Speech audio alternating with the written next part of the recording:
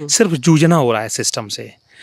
दिल्ली से लेकर लखनऊ, झांसी, जनपद मुख्यालय और फिर ब्लॉक और अपनी ग्राम पंचायत के जो मुख्यालय है वहाँ पर सिर्फ जूझना हो रहा है। अनुनय विनय, पत्र देना, बार बार आग्रह करना, इसी चीज़ में बीत रहा है। पंचायत सेक्रेटरी की मंशा थी कि इनका भुगतान लगभग 1200 के आसपास करवाया जाए और उनके पास सारे तंत्र मौजूद रहते हैं। वो सप्लायर भी होगा, तुरंत बिल भी आ जाएगा। तो ये बंदरबांट सिर्फ 10-15% नहीं होती है। आप अनुमान लगाइए कि कहाँ 450 और कहाँ 1200। इस टाइप से ये हर चीज में चलता है। नमस्कार, किसान तक में आपका स्वागत है। मैं हूं निर्मल यादव। आज हम हैं उत्तर प्रदेश के जालौन ज़िले में। जालौन ज़िले का ये मलकपुरा गांव है। 2021 में इस गांव की एक बदलाव की कहानी शुरू होती है, जहां एक युवा पत्रकारिता की अपनी दिल्ली की नौकरी छोड़कर गांव का रुख करता है और ग्राम प्रधान का चुनाव लड़ता है। मन में सपने हैं कि इस गांव को बदलना है, गांव की तस्वीर को बदलना है, गांव की तकदीर को बदलना है। तकदीर को बदलते बदलते आज 3 साल हो चुके हैं। 2024 में गांव कितना बदला, क्योंकि 2021 और 22 में जब कोरोना का दौर था, ये गांव बहुत सुर्खियों में आया था। ऑनलाइन क्राउड फंडिंग से लेकर इस गांव के बच्चों को इसरो से जोड़ना, गांव के बच्चों को बहुत लजीज भोजन जो है मिड डे मील में खिलाना, ये सारी चीज़ें उत्तर प्रदेश ही नहीं देश की सरकार के संज्ञान में आईं। लोगों ने इसकी तारीफ़ की और गांव की तस्वीर बदलने की एक नई कहानी और एक रवायत कवायद शुरू हुई। गांव के युवा प्रधान बने। अमित जो है मलकपुरा गांव के प्रधान हैं और हमारे चूँकि पत्रकारिता से ही जुड़े हैं, दिल्ली में इन्होंने लंबे समय तक पत्रकारिता की, फिर इस गांव को बदलने में लग गए। अमित, आपका किसान तक में बहुत बहुत स्वागत है। बहुत बहुत धन्यवाद आपका। गांव में आज जब हम 2024 में आए, एक समय था 2021 और 22 में भी इस गांव में मीडिया में तमाम सुर्खियां बटोरी, लोग आए, इसकी स्टोरी की, और जिस तरह की तस्वीर यहाँ देखने को मिल रही थी, उसके बाद लगा कि ये गांव जो है बहुत तेज़ी से बदलेगा, गांव के लोग बदलेंगे, लोगों की सोच बदलेगी। आज जब हम 2024 में यहाँ ये देखते हैं कि क्या खोया और क्या पाया, तो क्या लगता है आपको कि अभी कहाँ पहुँची ये गाड़ी, किस स्तर पर है? ये 33 महीनों का समय लगभग बीत चुका है और सिर्फ 10 महीने हम लोगों ने काम कर पाया और इसके बाद 23 महीने अक्रियता के और सब कुछ ठहरा हुआ है ग्राम पंचायत में। सिर्फ जूझना हो रहा है सिस्टम से। दिल्ली से लेकर लखनऊ, झांसी, जनपद मुख्यालय और फिर ब्लॉक और अपनी ग्राम पंचायत के जो मुख्यालय है वहाँ पर सिर्फ जूझना हो रहा है। अनुनय विनय, पत्र देना, बार बार आग्रह करना, इसी चीज़ में बीत रहा है। काम मैंने नहीं आपकी करने दे रहा पूरी जो सिस्टम। ऊर्जा है अब एक तरीके से सरकारी सिस्टम से निपटने में जो है वो व्यर्थ जा रही है एक तरह से।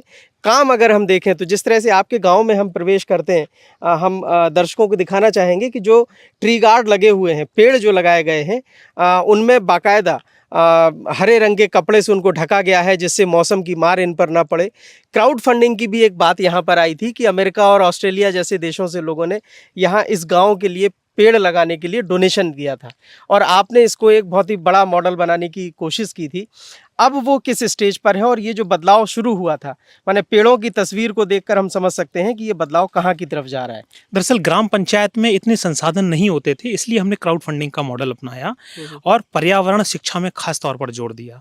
पर्यावरण में जब हमने देखा कि यहाँ पर लोगों की मांग क्या है, तो लोग फलदार वृक्ष चाहते थे, तो हमने लोगों के खेतों की मेड़ पर शुरुआत की कि गांव का जो प्रवेश मार्ग है वहाँ पर हमने दोनों तरफ क्राउड फंडिंग से और सरकारी धन से पैसे से वृक्षारोपण करवाया।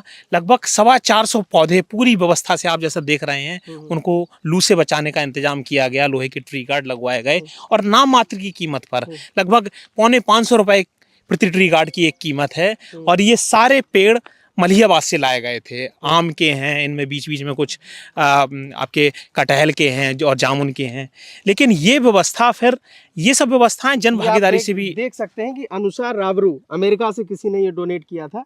आम का पेड़ है, पेड़ लग भी गया है, लेकिन थोड़ा सा हम इसमें देखना चाहेंगे कि ये जो रो है ये खाली दिखाई दे रही है और सड़क के दूसरी तरफ जो है ये ट्री गार्ड, साफ तौर पर पेड़ बड़े हैं, स्वस्थ भी दिख रहे हैं। लेकिन जो दाहिनी तरफ हम देख पा रहे हैं, इनमें अंतर क्यों है? क्यों इनकी सेहत में इतना अंतर दिखाई दे रहा है? इस तरह के कार्यक्रमों की सफलता जन भागीदारी से संभव होती है। तो ये जो आप जो हरे भरे पेड़ देख रहे हैं, ये जो खेत मालिक हैं, इन्होंने इसकी बहुत केयर की और अभी भी लगातार केयर कर रहे हैं। इस कारण ये सर्वाइव कर पाए। देखिए, ग्राम पंचायत की अपनी सीमाएं हैं, वो तो 1 साल तक हमने इसमें अपने तरीके से पानी डलवाया। इसके बाद पूरी जिम्मेदारी खेत मालिकों की, क्योंकि जो फल लगेंगे वो उनसे लाभान्वित वो खेत मालिक ही होंगे। तो जो लोग मेहनत कर रहे हैं, जिन लोगों ने साथ दिया, उनके पेड़ ये उनके खेतों में लगे। कितने पेड़ लगवाए गए थे शुरू में? लगभग 450 सड़क के दोनों ओर, आधे आधे आप मान लीजिए 210। आज की तारीख में अगर हम पेड़ों का जो उनका जो रख रखाव है उसके लिहाज से देखें तो कितने पेड़ सरवाइव हुए, कितने मर गए? 125 से 150 पेड़ सरवाइव हुए हैं। सरवाइव कर रहे हैं अभी। हाँ, अलग अलग हिस्सों में जो लगे हुए हैं वो कर रहे हैं, और इसके अलावा सारे मर गए हैं, सारे पेड़ मर चुके हैं।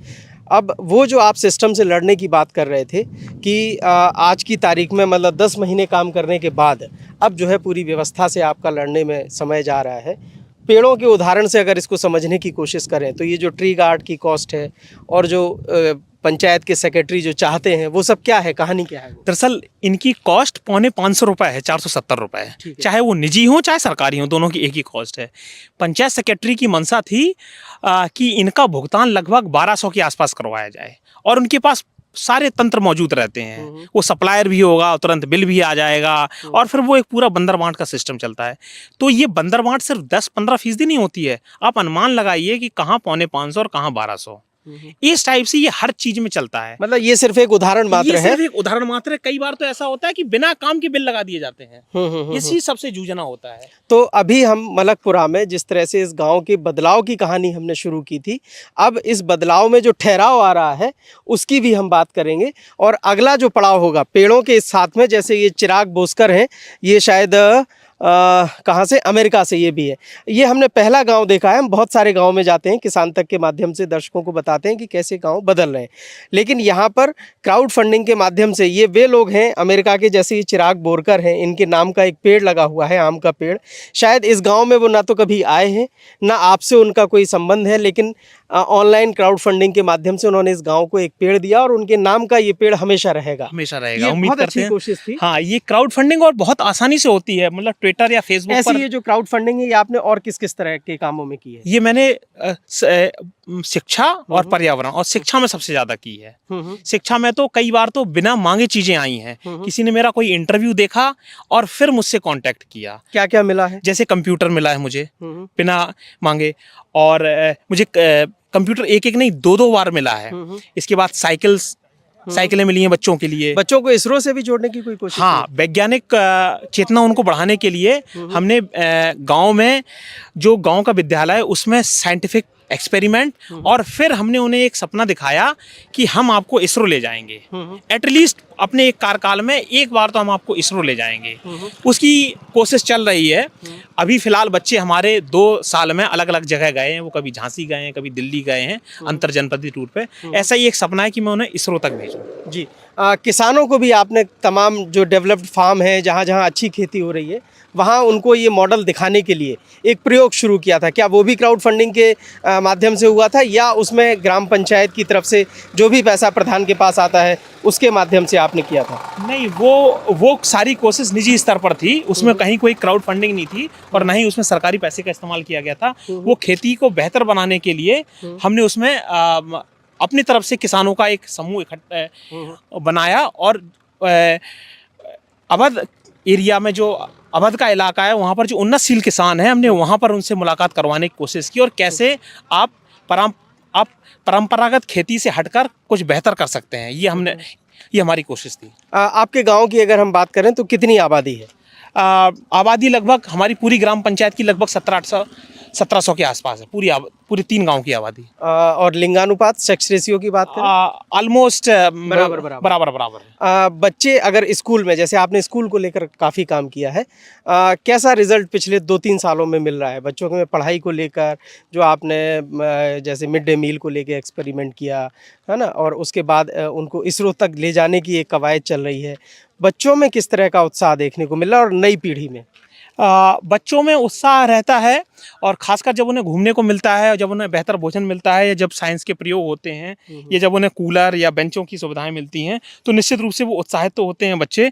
लेकिन अभी इसका जो असर है ना, वो बच्चों से हटकर थोड़ा सा किशोरों में जाए या उनकी माता पिता में जाए, ये बहुत लंबी और बहुत धीमी गति से होने वाली प्रक्रिया है, क्योंकि ये समाज का बदलाव बहुत स्लो होता है। तो उनमें परिवर्तन बहुत ज़्यादा अभी मतलब दिखता नहीं है, मैं उसमें समय लगेगा, समय अभी लगेगा। एक शुरुआत हुई है। अगर ये वीडियो आपको पसंद आया है तो इसे लाइक ज़रूर करें। अगर चैनल अभी तक सब्सक्राइब नहीं किया है तो कर लें और नोटिफिकेशन पाने के लिए बेल आइकन भी दबा दें।